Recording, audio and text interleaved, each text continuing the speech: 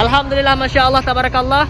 Jamaah PT Maulana Babul Jannah Alhamdulillah sudah sampai di tanah yang sangat suci, yakni kota Madinah Al-Munawwarah.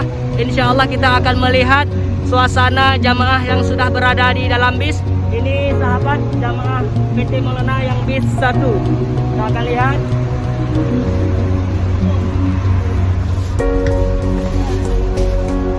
Masya Allah, Tabarakallah. Alhamdulillah. Masih semangat Bapak Ibu. Kita doakan orang-orang yang melihat video ini di grup PT Maulana Babul Jannah, semoga Allah beri kemudahan rezeki untuk bisa juga mengunjungi tanah yang sangat suci ini. Amin.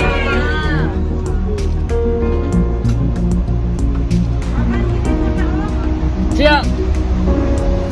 Selanjutnya sahabat, kita akan melihat suasana di bis 2.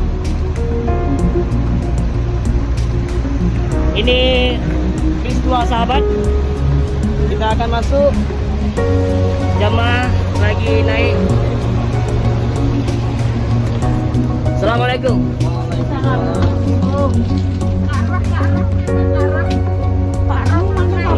Nanti kita cari. Alhamdulillah. Masih semangat Bapak Ibu. Masya Allah, Tabarakallah. Kita doakan semoga orang-orang yang melihat video ini di grup PT Maulana Babul Jannah ataupun yang di sekitarnya, mudah-mudahan Allah berikan rezeki yang berlimpah untuk bisa mengunjungi kota yang sangat suci ini. Amin. Terima kasih Bapak Ibu.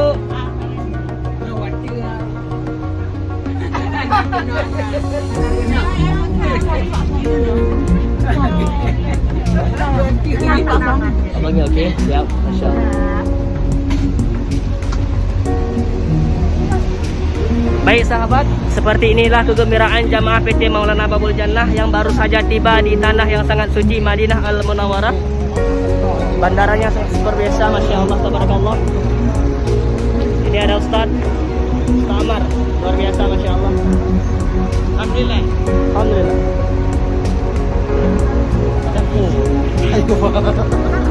Sahabat-sahabat dimanapun Anda berada, inilah suasana masa pandemi umroh yang Masya Allah luar biasa. Sangat kegembiraannya, Masya Allah. Setelah COVID-19 2 tahun sahabat, inilah baru pertama kali Insya Allah jamaah-jamaah kita berangkatkan kembali. Dan ini merupakan jamaah kloter kedua.